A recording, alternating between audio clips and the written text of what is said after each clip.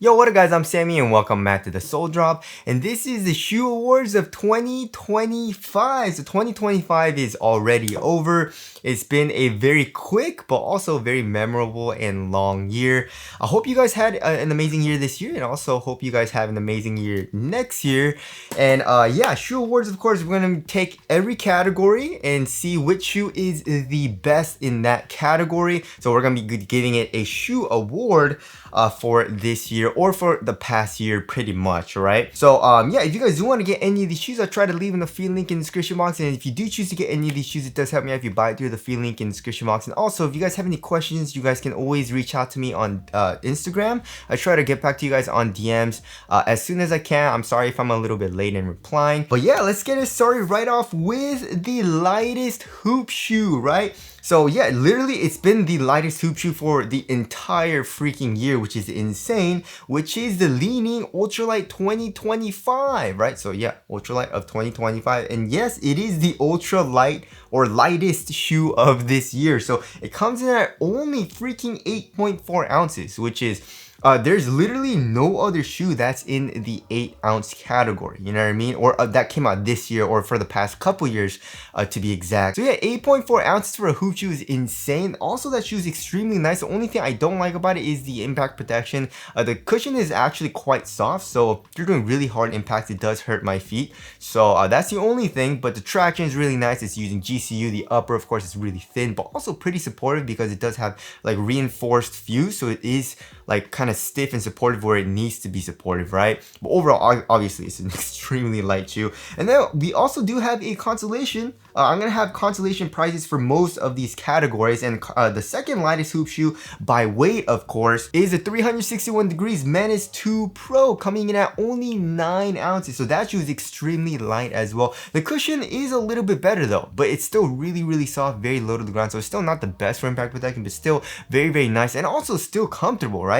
The traction also is really nice. I believe it's using RPU, and also the upper, of course, is obviously really thin. It's a really flexible and nimble feeling shoe, right? So yeah, 8.4 ounces and then 9 ounces, right? So insanely light, and we'll see what next year has to offer. Maybe it'll be the Ultralight 2026, which would be hilarious, right? So yeah, next we got the heaviest shoes of this year. So of course, if it's heavy, it doesn't necessarily mean that it's bad, but I mean, for me, it does feel a little bit like dead weight if I'm really tired, you know what I mean? If I'm fresh, I got fresh legs, it's not as big of a deal, but if I'm super tired, and also it does make me a little bit more tired than, of course, just playing in a really light shoe, right? But of course, if a heavy shoe is heavy, it can still be responsive though. I can feel quick in it as long as it doesn't feel too bulky and too kind of like sluggish in terms of the cushion or the traction being bad. Obviously, it's just the weight is high, you know what I mean? So the heaviest shoe this year that came out is the Jordan 40, coming in at 15.5 ounces, which is very heavy. There's really not a whole lot of shoes in the 15-ounce range anymore, you know what I mean? So yeah, I don't know, Jordan Brand, they were making his signature shoes a little bit lighter, you know what I mean? But with the 40s, I feel like they didn't really care about that. They wanted to give you, or they want to give us, really nice quality materials, crazy cushion, and didn't really try to cut back on the weight. So yeah, the Jordan 40 comes in at 15.5 ounces, which is, yeah, very heavy. So there's number one. And then number two, we got the Kobe 3 Protro coming in at 14.85 ounces, which is, I believe it's lighter. You know, they are claiming that it's lighter than the original Kobe 3, so that's a good thing, right? But it's still really heavy. So yeah, 14.85 ounces. Also didn't really like that shoe too much because the traction is a little iffy. You know what I mean? Other than that though, it's not super bulky. And if you're playing on a super clean court, then you should be fine. But if you're playing on a dusty court, not the best bites, you know? You do need to break it in as well. So yeah, in terms of the weight, I would actually pick the Jordan 40 over the Kobe 3 Protro because it has better traction. And also the overall upper is a little bit softer as well. Breaks in, gets, you know, a little bit, conforms to your foot a little bit better, you know? So yeah, those are the two heaviest shoes. They're both from Nike pretty much. So yeah, there's that. Next, we got aesthetic. So of course, this is just purely subjective, right? But in my personal opinion, my favorite of this year is the Nike Jaw 3. The Jaw 3 looks freaking amazing. Also, it's available on Nike by You, not Nike ID, unfortunately, anymore, or it's not called that, right? But yeah, the Jaw 3, amazing looking shoe. Shout out to Ben. He's the one that's been working with Nike to create like the Nike Kyries ahead of Leo Chang, of course. So yeah, the Jaw 3 just looks amazing. The colorways that are coming out looks really, really nice as well. So yeah, we got the Jaw 3. Next, of course, number 2. This shoe actually just came out, but I really like how it looks and really grew on me. And that is the Adidas Harden Volume 10. So the Harden Volume 10 has a really, really unique look. Although it is a little bit heavy, or like really heavy, and also a little bit stiffer than I would like, it's breaking in pretty dang nicely, right? And also, again, just with the overall design, you know, it's actually inspired by a building. It's like architectural building, which is pretty cool. But yeah, the overall kind of like oval or circular shape on the actual upper that kind of like circles out on itself really, really looks nice. So, and also like in the light, there's some really cool shadows and highlights in the upper as well. And with that upper, or with that type of material, you can have different looking materials, right? So the next colorway is like a maroon colorway, and then it's like matte. It's like a matte finish, but the first colorway that came out is like shiny, it's glossy, right? So I like what they can do with the overall look of the upper as well. So Harden Volume 10 is number 2, and next we got the Nike A1. The A1 looks amazing as well, and also that shoe was designed by Ben as well, I believe, right? So there's some amazing colorways. I love the upper design as well. It just looks really simple and clean, and it also kind of like circles out on itself a little bit as well. You know, there's like different layers to the actual upper, and also it doesn't hurt that the A1 is a very, very nice performer. So yeah, those are my top 3. And then the ugliest shoe of this year, in my personal opinion, is the Curry Series 7. I love that shoe. It's a really, really nice performer, but not the best looking shoe in my personal opinion, right? It just doesn't look good. You know, whoever designed it, I don't know. I definitely feel like it just looks weird, you know. Also the colorways, you know, there's an Iron Sharpens Iron colorway that came out, you know, and the Curry 2 Iron Sharpens Iron colorway was absolutely amazing, right? But then the Curry Series 7, you know how I usually say, you know, good colorways can make a shoe look really, really nice. You know, if a shoe's not so great looking, but the colorway is dope, it can look good, right? And same thing with a good looking shoe with a really bad colorway, right? But there's not really any colorways of the Curry Series 7, and a good amount came out that make me go, oh, that shoe actually looks kind of nice, you know? So anyways, that's the ugliest shoe in my personal opinion. Next, we got the best performance, right? So yeah, it all depends, of course, but these are my favorite, as in like all around. You know, it has a really nice, a great cushioning setup. It's not too soft, but it's also not too stiff. It's nice and responsive, but soft and bouncy. The traction, of course, is top tier.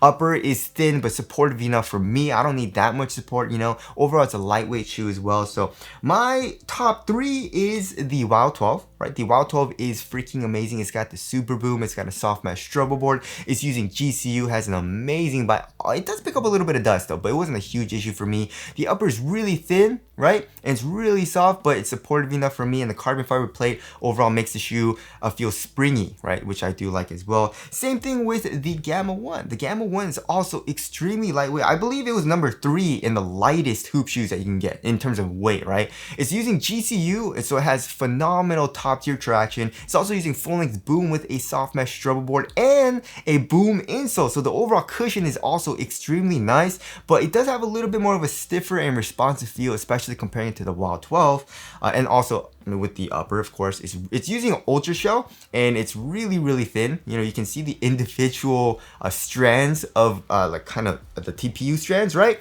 And it's very, very good for ventilation, and also very minimal. And next, of course, we got the Joker 1 GT, also one of my favorite hoop shoes of this year. So nice. It's using RPU, has amazing top tier traction. Also the cushion, I would say, is the softest out of all of these, right? It's really, really soft for step and comfort. You know, it's very, very comfortable. But also once you get going with the CQT Extreme Foam, has a nice little bounce as well. The upper is a little bit, you know, I would say more durable feeling, you know, because it's using that leather material, but still thin, conforms to my feel very well, right? So yeah, the Joker 1 GT, very, very nice. Next, we got the worst performance, right? So there's been a couple of shoes that I like really didn't like, but something that I was super disappointed in was the Kai 2 Speed. So I guess that 2 awards, it wins 2 awards. A shoe that I was super disappointed in, right? And also one of the worst performers, which is a huge bummer. and that's the Kaito Speed. Because first of all, the traction was just so bad. It picks up so much dust so quickly. I was sliding around all over the place. The cushion was very lackluster as well, very stiff, you know. The upper, I don't really mind, but not the best for quality, you know. It's an overall lightweight shoe, a very minimal feeling because of the upper, but the traction and cushion were just not the best, right? So there's that. Next, we got underrated, so definitely don't sleep on these shoes.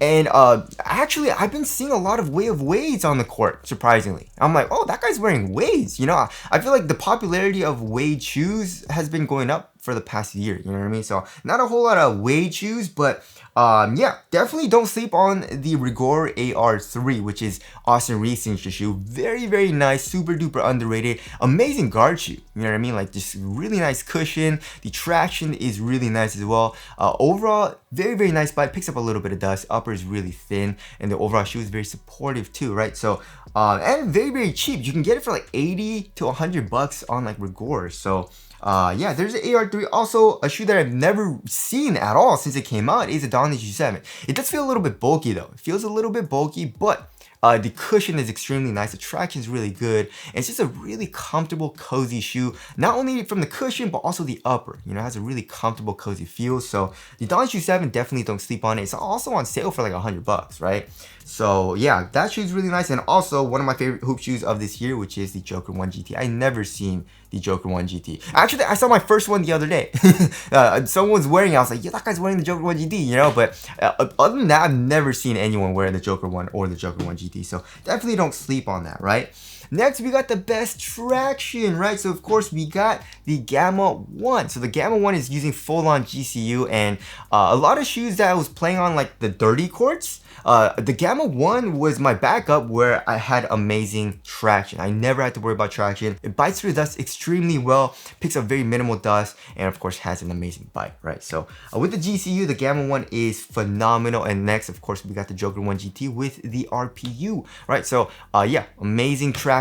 It picks up very minimal dust, you know, amazing bite and all that. So yeah, those are, you know, kind of like my top two. There are a lot of great shoes with amazing traction as well. So those are just kind of like my best, most consistent tractions that I've played in so far this year. Next, we got disappointing shoes. So of course, the Kaito Speed was disappointing because I was very, very excited about those, and then they were a big letdown. But also I got another couple shoes, right? So the LeBron 23 was a little bit of a disappointment as well. I mean, it wasn't a terrible performance, but it definitely wasn't amazing. And especially for the $10 price tag, the performance wasn't amazing. The quality wasn't amazing as well. So definitely disappointed in that. Also, another shoe that I'm pretty disappointed in is the Shea 1. You know, again, it's not a terrible performer, but it definitely wasn't anything amazing in any way, in my personal opinion. Like the cushion's lackluster, traction picks up a good amount of dust. The shoe overall is pretty dang heavy as well, especially for a guard shoe, you know? So wasn't super impressed with the Shea 1s. I do like how it looks though. It's a great design, right? And last but not least, we got the Big 3 6.0 Pro. So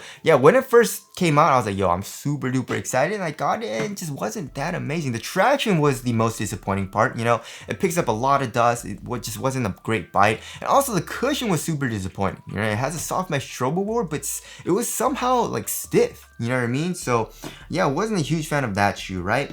Next, we got the most surprising shoe, right? So I wasn't expecting much from this shoe, but then I got it, I played in it, I actually was very surprised at how much I like this shoe, and that is the Jordan Tatum 4. Because the Tatum 3, I really, really disliked. I did not like that shoe at all. Like the traction was terrible, the cushion was way too soft, you know, not too soft, but like just the impact protection was not good, you know? So that hurt my feet, you know, the upper was way too thin, you know? So the Tatum 4, they beefed it up, it has better support, although it's still really soft. The cushion, they made it thicker, way better impact protection, but still really good for core feel, and it's still really comfortable and bouncy, and the traction is much improved as well. And I also really like how it looks. It looks a lot better than the 3 as well. So yeah, the Tatum 4 surprised the hell out of me. Next, we got best budget shoes of this year, right? So first of all, we got the AR2 and the AR3. Right, so the AR2, I mean, the AR3 came out a couple months ago. So yeah, the AR2 was going for like 70 80 bucks. And then the same thing with the AR3. So amazing performing hoop shoes for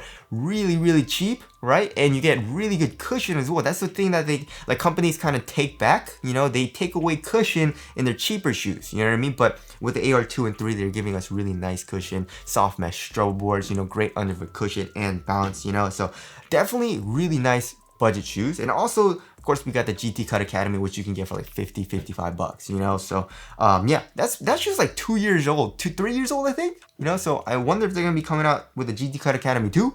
But nonetheless, still an amazing shoe. Next, of course, we got the best cushion in my personal opinion, right? So it all depends. But of course, for me, these are just like really good all around setups, right? So it has nice bounce, it has great court feel, you know, it has great underfoot cushion, it's comfortable, but not like too bouncy, not too soft, you know what I mean? Stuff like that. Just really good at everything, you know? So first of all, we got the Anti-Sneakerverse Eclosion Type 2. That shoe, I really wanted to like that shoe. It's just the traction was not good. It picks up so much dust and it's just sliding around all over the place. So that sucks, but the cushion is freaking phenomenal. It's so soft. It's like an airy feel, which is weird, you know? Like, I don't know how to describe it because a lot of cushions, like when they're soft, it feels like a marshmallow. You know what I mean? Like more like a memory foam type of feel or something like that. You know, like a gel kind of, you know? But with this shoe, the Sneakerverse, it has more like a very soft, airy feel. Kind of like clouds, you know what I mean?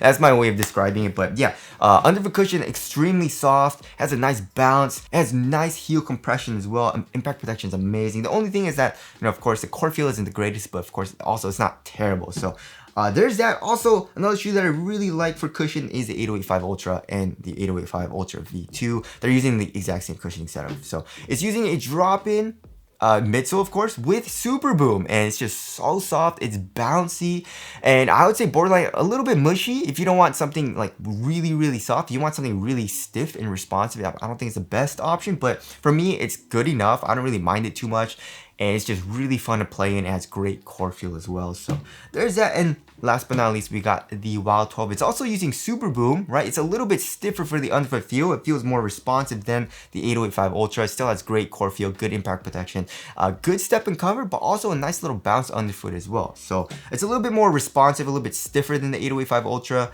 which I think is a little bit better if you want to feel a little bit faster, of course. And last but not least, we got the most supportive shoe. So if you really want a supportive shoe, not only underfoot, you know what I mean? Because there's a lot of shoes, especially from Nike nowadays, where it's just super duper flexible, right? You got the Sabrina 3s where it's just like super flexible, right? I mean, it's not that that's a bad thing, of course. It just depends on what you want to feel from your hoop shoes, right? So if you want a stiff feel underfoot or stiffer than like the Sabrina 3s, and also from the upper, you want like a more supportive feel, then these are great options. So first of all, we got the Wild 1. The Wild 1 is super freaking supportive because of, obviously, it's an old school shoe. That shoe came out like 10, 11 years ago, right? So yeah, it's using a very supportive leather material or synthetic leather material. Also, it has a carbon fiber plate, and the shoe, like underneath your foot, is really stiff as well, but it has amazing cushion. They upgraded it with full length boom, right? So really supportive shoe. Next, of course, is the Harden Volume 10, right? So I feel like it's one of the most supportive Hardens that you can get in terms of like the shoe having like that inner booty, right? Because, you know, comparing to like the Harden Volume 7, 8, and 9, it is the most supportive in terms of the upper, right? So it has great support. And last but not least, of course, we got the JP4. So yeah, it's also using a full-length carbon fiber plate. It has a very springy, explosive, and stiff feel underfoot, right? But also the upper is extremely supportive and very stiff. And that plastic material that they're using is literally on the entire, like both sides of the shoe, you know what I mean? So has amazing support as well. So yeah, that about concludes the shoe awards of this year. There's been a lot of amazing hoop shoes, but also a lot of disappointing hoop shoes as well. Not as much though. You know what I mean? I feel like companies are, you know, upping their tech, especially Chinese companies. I definitely feel like Nike, Adidas, definitely Adidas and Under Armour need to, you know, do some R&D and, you know, improve their tech and stuff like that, and make the quality of their shoes a little bit better. You know, I feel like Nike's going down a little bit, you know what I mean? But yeah, it's been a great year though. It's been a great year for a great performing hoop shoes, and I'm very excited to see what we have for next year. And also, again, this is just my list. Tell us what your list would be, or I guess like in each category, which shoe you would pick down in the comment section below. But that about wraps it up. Thank you guys for watching, and I'll see you guys in the next one.